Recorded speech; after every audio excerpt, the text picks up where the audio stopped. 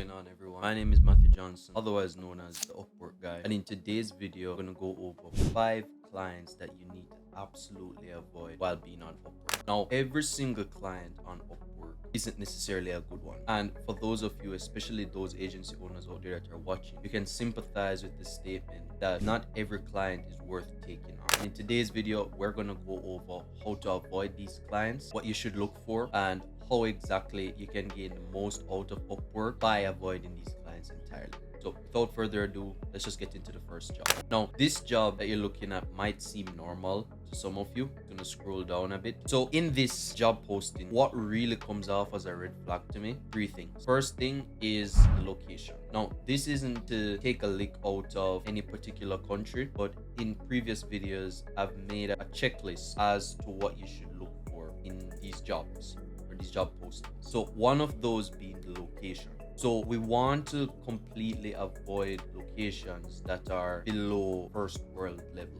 South Africa being the country that is not in the first world.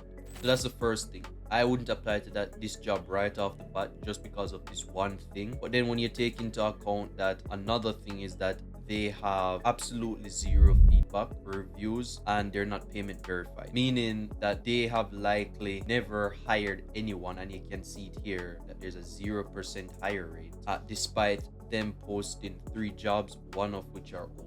So this could mean many things. Number one being that they've taken their freelancer or agency that they've met on Upwork off the platform, or simply that they're incredibly picky about who they take on, or once again, which is the worst case scenario, freelancers or agency owners have denied them in the past. Now, any of these can be categorized as a red flag, and the number one reason, believe it or not, wasn't their location, but the length of the job posting. Now, I'm a guy that reads a lot. However, I've mentioned many times in the past that nobody comes onto these freelance platforms in order to read an epistle. They don't want to read an essay. And while freelancers or agency owners might be more incentivized to read these long descriptions so they know exactly what they're getting into, that doesn't make it any less daunting for them, especially agency owners. Because you have to realize that those of us in the B2B space, businesses, freelancers, we aren't looking for a full-time job by coming onto Upwork. At least most of us aren't. We're looking for gigs that we can then turn into long-term sources of income, sources of revenue, but still being able to take on additional clients in order to maximize revenue generated and, of course, profit gain. So when you see jobs of this in such specificity, you understand that they aren't necessarily looking for someone to outsource to, but they're looking for someone to do it in-house. So they want you to become a part of their agency. And as they said, they're a dental marketing agency. So it's likely that they probably don't even have the resources to outsource this to another agency. Thus, they're looking for specifically freelancers. So even if you're a freelancer, I wouldn't necessarily apply to this job just because of those 3 factors. I think that these are all red flags, to be honest. And while I'm not too picky on payment verified and 0 feedback, I am picky about location as well as the length of the job posting. Those are red flags for me as an agency owner. And remember, I did this for myself in the beginning as an agency owner.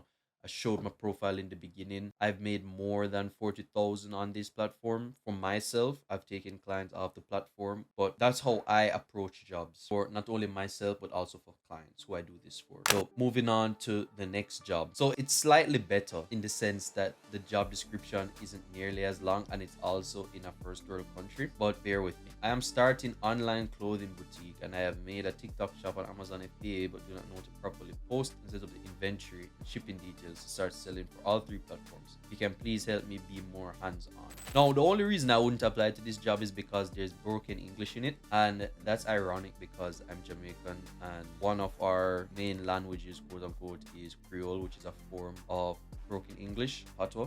But the reason this strikes me as being suspicious is because it's coming from the United States, which is a native English-speaking country, as well as the job description. While I am being hypocritical for saying what I said in the last job post, for it being too detailed, you're trying to look for that sweet spot. You're giving little to no details on the project, giving a pretty vague understanding of the project actually. actually. And as you can see here to the right, there's a 0% hire rate for this job by one being posted. No feedback once again, and it's not payment verified. So these are all things that kind of stand out to me.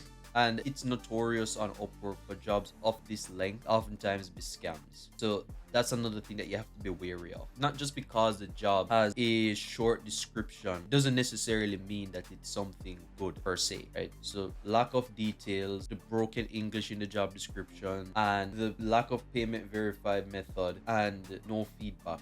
Never hired anyone before. It just seems fishy, and this is all from experience. I have applied to so many scam jobs that I can sense it at this point. I've sent thousands of proposals, not only for myself but also for clients, meaning that I've done this in so many other niches and seen the same red flags in every single one of them, that at this point it's like a sixth sense for me, because of course this is my job, right? I'd avoid this one as well. Moving on to the next job. So I am looking for a media buyer to run social network ad campaigns for artists. Now, just taking a preliminary glance at this whole job description, you can already tell that your boy is turned off completely.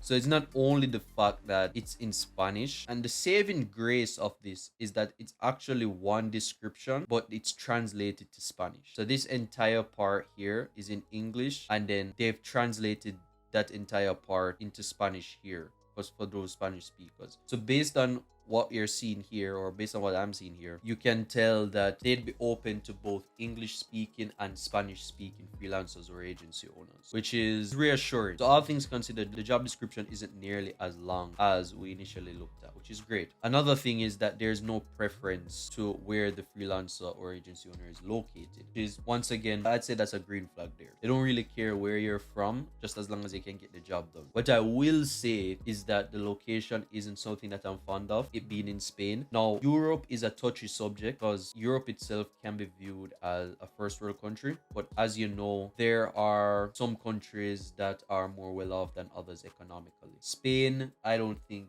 is one of them.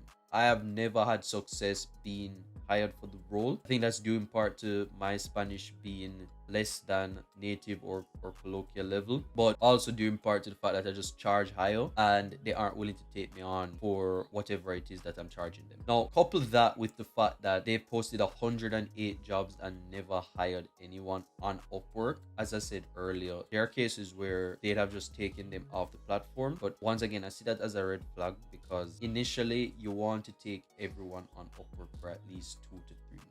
That's my opinion, and that's what I base it on. There are outliers to every specific situation, but that's just me personally. And here's one that's not talked about enough, and I hate this. When they have these specific questions to be answered, and there being so many of them, this is what I dislike. Because in my opinion, if you're trying to hire someone, anyone can just put these things into ChatGPT, gain an answer from it, and then submit it. You can argue that you can tell if it's ChatGPT generated, but it's not difficult to alter it by a bit while still sounding relatively professional. So I really hate it, and I'd outright skip jobs that ask this many questions, especially if they're not pre-generated responses or questions that Upwork has ready and waiting for us to click.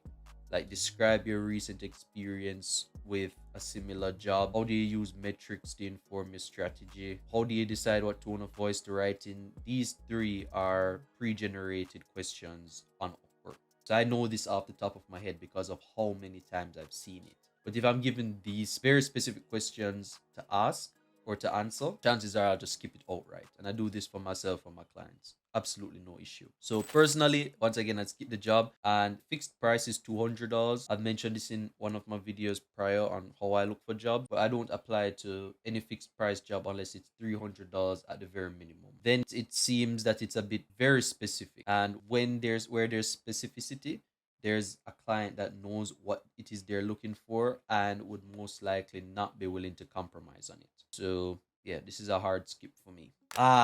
When I found this job, I just knew there would be controversy related to it. But job number 4, client number 4, I should say, I'm gonna disregard entirely their location, the job description, whether their payment verified. I'm gonna disregard that entirely. This is all we care about. So they're seeking an experienced VA for OnlyFans marketing assistance. Now, I'm not going to explain what OnlyFans is. Most of you guys probably already know what it is. And for those who don't, here's an opportunity for research. Now, this is more a matter of morals and ethics, because all of these things are subjective, right? But even in the context of showing case studies or past work, how many of you would use a case study from an OnlyFans agency on your profile? And I'm going to ask this question rhetorically, because the answer should just be a resounding never. You wouldn't do it. Because if you're in the B2B space or even in the B2C space, so if you're in either of these spaces, you're actually doing more harm than good to your reputation by working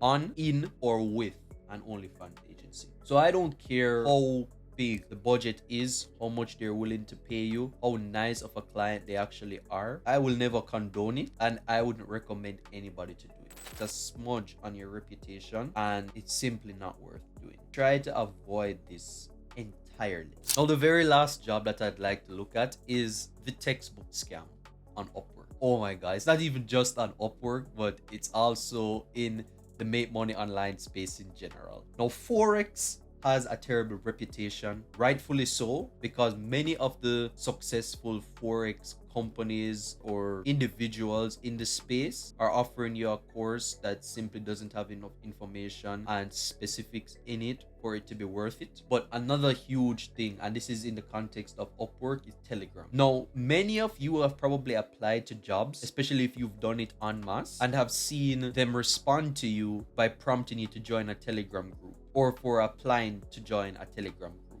Now, this is just a straight scam, and never, I mean never, should you fill out forms, join external groups, or send money prior to any job interview on Upwork.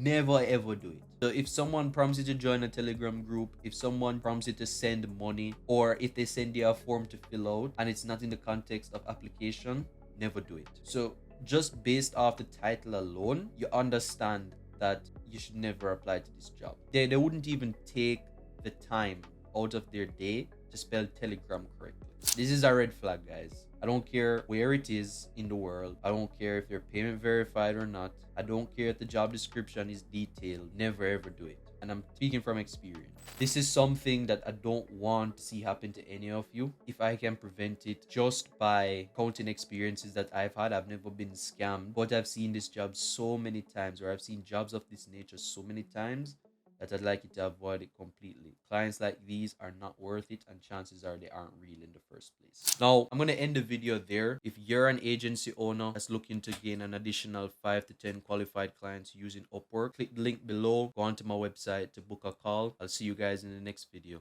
Peace.